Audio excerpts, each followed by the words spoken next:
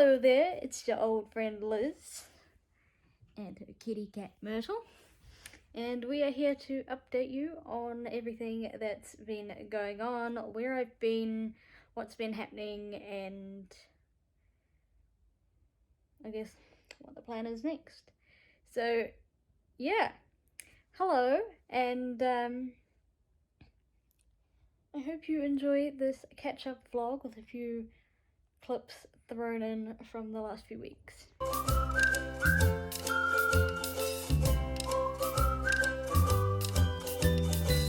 So the first thing you're going to see is that Mother and I made a banana loaf. It was my first one ever. I've had a loaf tin since I was in high school, but somehow I have never used it until April. I don't know how. Maybe just know any good loaf recipes, but then I found one in the Edmonds cookbook, which I actually vlogged myself going to get. It's the vlog where I called it I Went on a Date with Myself. So I made the banana loaf from that and it was so good. I love when you bake something and like when it first comes out it's all crunchy and crispy on the outside and soft on the inside and just absolutely completely perfect with melted butter. Oh, just wonderful. So I filmed Mum cutting into that and then me tasting it and giving my opinion. And I've made it multiple times since then. And it's just as good every time I make it. Did we make banana loaf? You know we did. Sure did. It looks beautiful. Actually, it's my first one.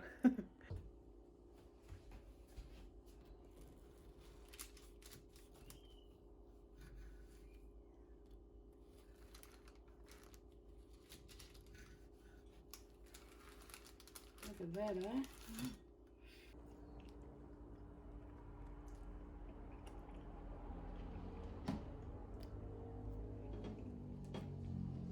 Right. Perfect. And then one night when I was cooking dinner, I noticed that the chopping board just wasn't getting clean so easy. So I decided to retire that one and I looked on the Warehouse app and decided to buy that along with a few other household items that were on our needed list. We have a list of things that we need for the house. And so when that arrived, I did a whole unboxing haul kind of thing, made a big deal of it, and I was so proud of myself. That's the funny thing about being an adult, you get like proud of yourself for buying practical things. Some very nice practical items arrived for us.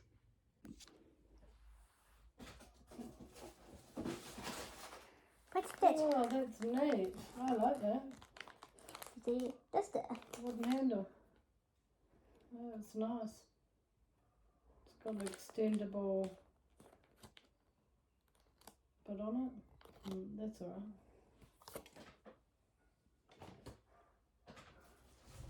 Oh, that is worth what we paid for it.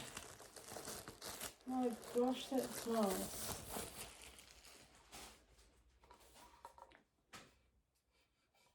Wow, it's a really good one, isn't it? It's got a draining groove.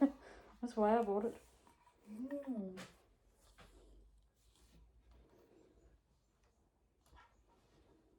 Ooh, it's made of acacia wood. It's biblical. Oh yeah, that's the one. As you requested, madame. Wow. Oh, thank you. Oh. And a crock pot. Slow cooker. Then on the 7th of April, Mum's friends took her to the mall to buy a few things we needed. And while they were gone, I ordered myself a chicken katsu donburi bowl on Uber Eats, and it was flipping amazing. I was in love with every bite. There was probably more rice than I should have eaten, but I ate the whole thing because I was super hungry. And I added avocado and I mean, I'm too lazy to buy it now, so when it comes in like a meal, I am in love. And oh, it was 5 out of 5, no, 6 out of 5 even. It was one of the best things I've ever tasted, so I vlogged that because it looked as good as it tasted.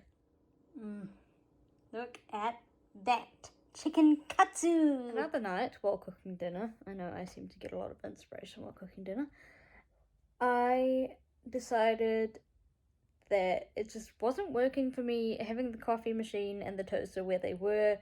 The toaster, when it popped up, the bread was kind of hitting the bottom of the cupboard, and the coffee machine, I had to slide it forward to actually put a capsule in and then slide it back so that the cup could fit under. So I just got sick of that, and so I did the dishes and I swapped them back around and filmed the whole thing.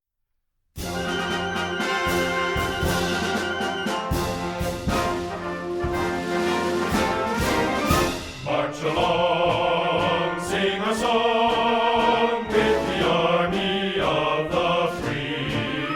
Count the brave, count the true, who have fought to victory. We're the army and proud of our name. We're the army and proudly proclaim. First to fight for the right and to build the nation's might. And the army goes rolling along. Proud of all we have done, fighting till the battle's won. And the army goes rolling along. And it's high, high, hey, the army's on its way. Count off the cages loud and strong. For wherever we go, you will always know that the army goes rolling along. A few days later, we went and saw Fantastic Beasts #3. I loved it. So did Mum. I included her review, spoiler free, in the vlog clips. But yeah, we went into Newmarket because that's our favourite place to go to the movies. And then we had lunch at Leaf Cafe in the mall. And when I came home, my last Outlander book had arrived, so I put that on the shelf, and that was really exciting. Based on the following clue, what are we going to do today? What do you think we're going to do? Ah, look. Excellent. That's right, we are going to see Fantastic Beasts. Secrets of Dumbledore.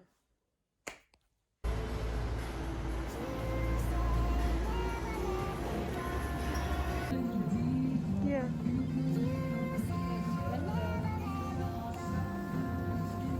And that's the feet.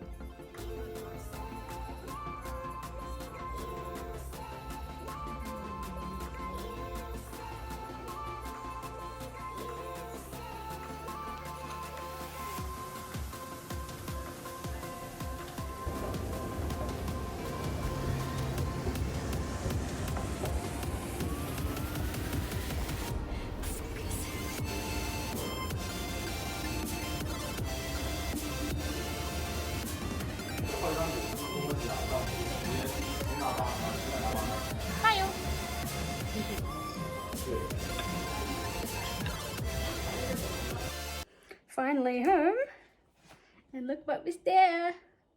Just go put it on the shelf.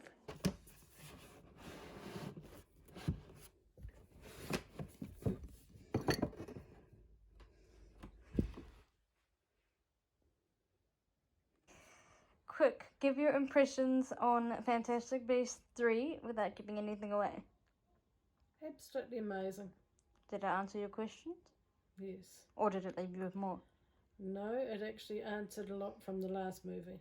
Yeah. And the first one? And the first one, yeah. I understand the other two now. Yeah. It was really good. What would you rate it out of 5? 5. Definitely 5. One Saturday we went in to Wynyard Quarter and the Maritime Museum. It's free for Auckland residents, you just need proof of address. So we took a whole bunch of photos. I took like over 100. I probably took more than when I was at the Sky Tower. and we had brunch at this really amazing cafe called Rushworth. It's kind of just in front or behind, depending which side you're standing on, of the ASB headquarters. And then the Maritime Museum, there was a really cool feature in the immigrant ship display where they had like a projector that was projecting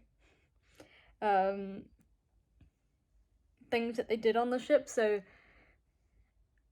like eating porridge, playing dominoes, writing letters. That was really cool, and we really enjoyed ourselves. And I remember I had a Lindt Easter Bunny cupcake before we went home on the bus.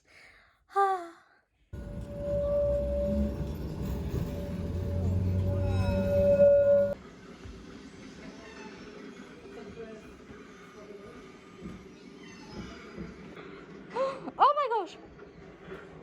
What? Incredible.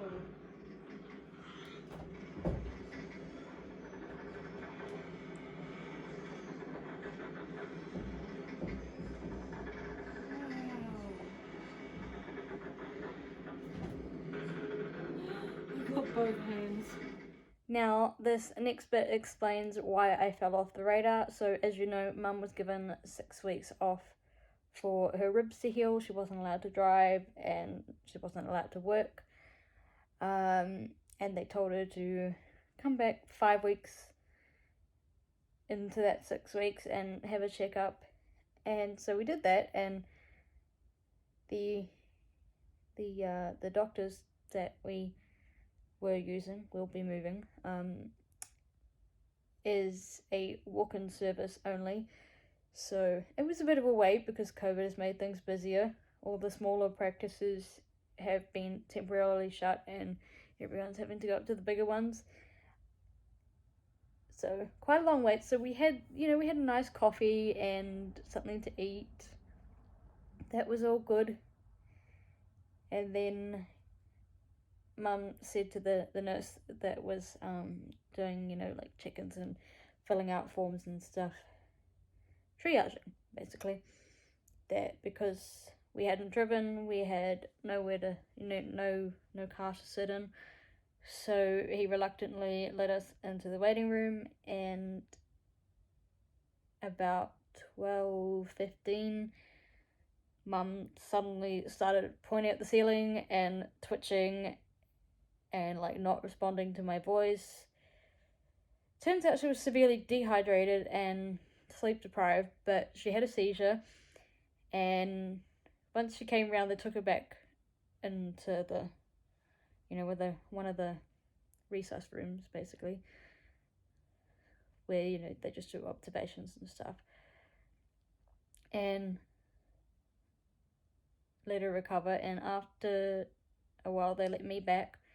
And then she told me that she needed to go to the bathroom, so I got the nurse, and I said to the nurse, look, I'm anxious, so I'll get you to go with her. And so I sat down, and I thought, it should just be a few minutes. Well, then the doctor was called to the bathroom because she'd had another one as she reached, the bathroom door. So they decided to send her to hospital. My phone was getting lower and lower by the second, my phone battery. So once she came back to the room where I was, and I'd been left alone, and I was really anxious, and no one was telling me anything, so I got a bit of a shock when I saw her. Because, she looked really pale and all that stuff. That's normal post-seizure, but I just wasn't expecting it. So, she was in good spirits. She was laughing and stuff. But I decided that since my father was busy working and waiting on news of a family member, that I would Uber home on my limited battery. So I raced out of there, and in my hurry, I took Mum's phone with me as well. So she got sent off to hospital, and had no way of contacting me. Somebody from my church very kindly rang the hospital to find out where she was, and then one of the nurses at the hospital said, "Is there someone you want to ring?" So Mum ended up ringing me from ED and catching up. They kept her overnight, and I had some friends stay with me that had just had this gut feeling to come and be with me. So we all spent that time together, and then Mum was released the next day. She just kept overnight so that they could put some fluids in her and monitor her. She didn't have any more seizures after that, but they did tell her she can't drive for a year, so that's probably been the most heartbreaking part of this whole thing. Like, she can work, but she's going to have to catch the bus or an Uber until I get my restricted and I can drive her. Which, of course, there is now more pressure because without me getting my restricted, we have to rely on others, which is not a bad thing, but, you know, you just kind of feel guilty, or you don't want to spend that money for a ride share.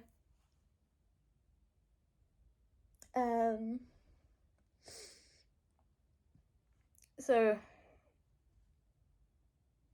yeah, I mean, she was really happy to come home, but honestly, it was such a drama even trying to get hold of the ward, because once I finally got up the courage to ring, then they put me through, and I waited for half an hour and nobody answered, so I hung up and rang back and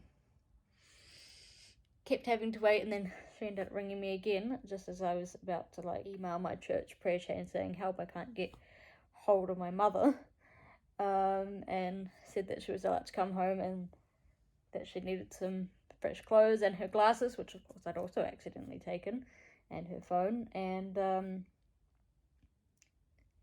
so then I had to run around the street finding a neighbour to come and take me to her, and then bring her and myself and our friend who'd stayed the night back here. And then on Friday, I think it was either Friday or Saturday, I got word that at 12:30 in the afternoon, my grandmother on my father's side, so my father's mother, had passed away. So, I mean, I'd been expecting it, but that was really hard, and I just, took a few days to process, and I don't know, I guess I just focus on my dad and his sadness and my sadness, and just use it as an opportunity to reconnect. Not that we were disconnected, but death always brings you closer, I feel like. Fast forward to yesterday was a very exciting day in our life. Mum got hearing aids fitted. It was completely subsidized because it was under a certain price limit, and so now she can hear sounds in front and behind, and she can even hear the crickets chirping at night, which apparently she couldn't hear before. So we went in the morning and did that, and had some Starbucks afterwards. Oh, the cat's dreaming. We had a lovely bacon egg panini, bacon and egg quiche, so we split each one. Cinnamon roll. Mum had a caramel macchiato and I had a white chocolate mocha, and it was all just amazing, and the coffee came in mugs because we were having it there. That was really exciting. And then we went home and rested for a few hours, and went to the cemetery near where my grandparents lived for many, many years, and sprinkled my nana's ashes, and then we went back to my dad's place, and my stepmother had made us a lovely afternoon tea spread. So we all sat and ate together, and Dad made us coffee on his coffee machine, which I got a little bit of footage of. I'm going to enjoy them.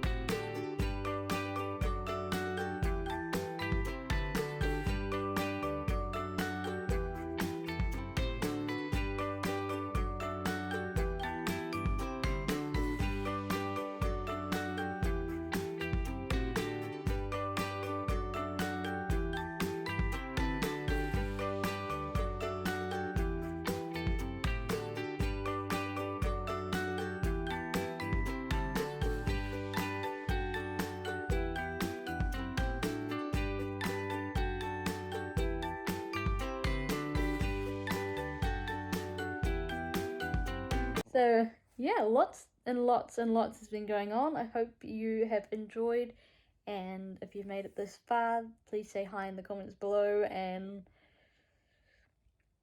tell me one cool thing that you've been up to. Bye!